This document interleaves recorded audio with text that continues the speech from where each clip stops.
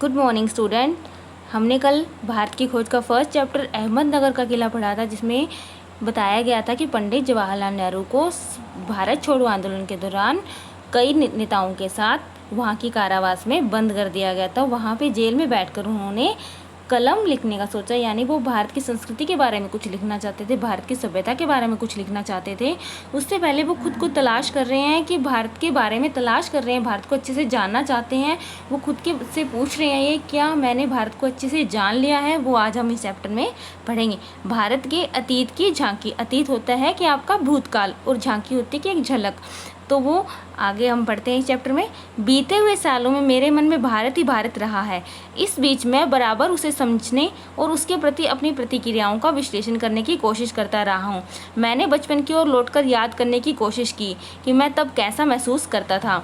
मेरे मन में इस अवधारणा ने कैसा धुंधला रूप ले लिया था और मेरे ताज़ा अनुभव ने उसे कैसे संवारा था। लेखक कह रहे हैं कि बीते हुए सालों में मेरा मन भारत में ही रहा है, कि उनके मन में भारत ही बसा हुआ है।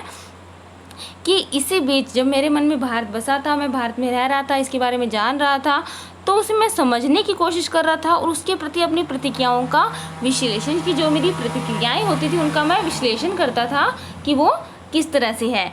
मेरे बचपन की ओर लौटकर वो कह रहे हैं कि जब मैं बचपन में था तो इसके बारे में मेरी काफ़ी अलग अवधारणा थी, और जब मैं बड़ा हो गया हूँ और उन अवधारणा जो कि गलत अवधारणा थी वो अब काफ़ी धुंधली हो गई है, अस्पष्ट हो गई है, और अब मैं बड़ा होकर उसे भारत को अच्छे से जान गया हूँ, और जो गलत अवधारणा थी वो बिल्कुल मिट रही है, अस्पष्ट हो रही है, और जो मेरा ताज़ा अनुभव है भारत के बारे में वो काफ़ी संवारा हुआ है। पुरानी अवधारणाओं को मैंने छोड़ दिया है। आखिर यह भारत है क्या? अतीत में यह किस विशेषता का प्रतिनिधित्व करता था? उसने अपनी प्राचीन शक्ति को कैसे खो दिया? क्या उसने इस शक्ति को पूरी तरह खो दिया है?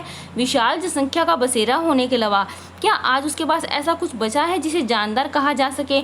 आधुनिक विश्व से उसका तालमेल किस रूप में बैठता है? लेखक कह रहे हैं कि जब मैं इस भारत के बारे में लिख रहा हूँ तो मुझे खुद को मालूम होना चाहिए कि भारत है क्या। यह अतीत में मतलब भूतकाल में इसकी क्या विशेषता है, जिस विशेषता के तौर पर यह सबका प्रतिनिधित्व करता है, एक तरह से सबका अध्यक्ष या हेड है, या जो नेतृत्व करता है। उसने अपनी प्राचीन शक्ति को, जो इसकी प्राचीन शक्तियाँ थी, उसने इसे कैसे खो दिया? क्या बिल्कुल भी इसके पास कोई प्राचीन शक्ति नहीं है? क्या पूरी तरह इसने खो दिया है? यहाँ पे काफ़ी विशाल जनसंख्या, काफ़ी लोग यहाँ पे रहते हैं। क्या आज इसके पास ऐसा कुछ बचा है जिसे जानदार कहा जा सके, या फिर जिसे कह सकते हैं कि हाँ, कुछ भारत का यहाँ पे अस्तित्व है?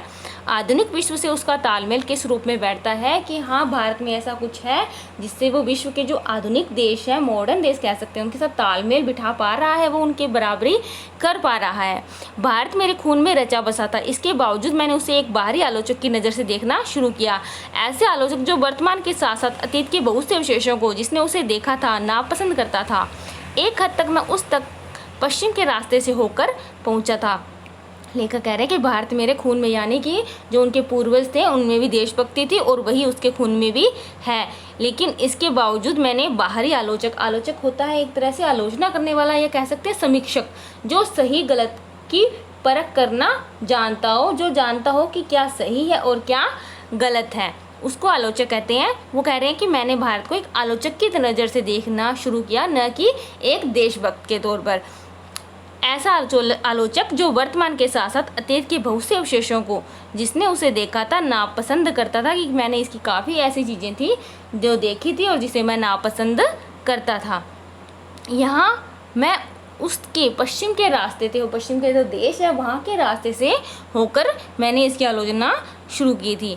मैंने उसी भाव से देखा जैसे संभवतः किसी पश्चिमी मित्र ने देखा, जो पश्चिमी देश है, हमारी जो नई आधुनिक सभ्यता है, उसने एक भारत देश को कैसे देखा, मैंने उस तरीके से भारत देश को देखा। मेरे भीतर शंकाएं सिर उठा रही थी कि मेरे अंदर असमंजस हो रहा था। क्या मैंने भारत को जान लिया था जो इसके बारे में मैं लिखना जा रहा हूँ?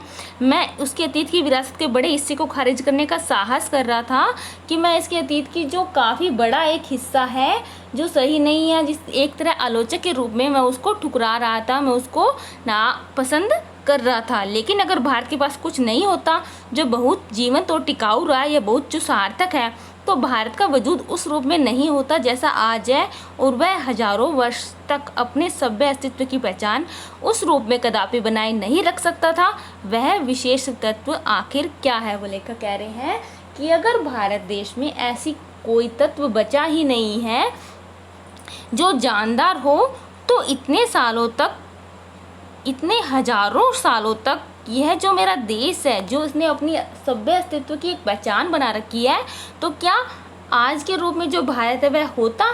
ऐसा मुमकिन नहीं है। कि ऐसी कुछ विशेष शक्ति जरूर है जिस पे टिका हुआ है ये हमारा भारत देश। वह विशेष तत्व आखिर क्या है? तो वह विशेष तत्व हमारी पुरानी सभ्यता, पुरानी संस्कृति ही हो सकती है। बाकी की नेक्स्ट वीडियो में।